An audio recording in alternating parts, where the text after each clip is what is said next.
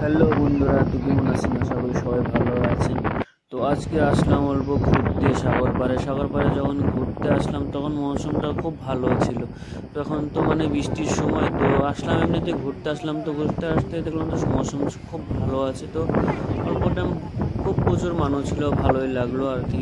অল্প টাইম ঘুরলাম, ঘোরার পরে কতক্ষণ পরে মানে এরকম একটা মৌসুম আসলো, মানে এরকম যে তুফান আসবে মানে ভাবার বাইরে, মানে এত তুফান দেখতেই পারছেন আপনারা সবাই।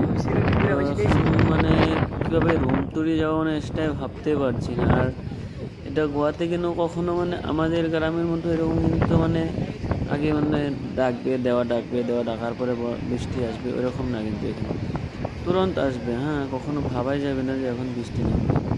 তো এমনিতে ঘুরতে আসার পরে মানে দেখলাম যে এরকম মৌসুমে, আর এটা হচ্ছে গোয়াতে। হ্যাঁ, আঞ্জনা বিচ বলে জায়গার নামটা, এটা হচ্ছে আঞ্জনা বিচ।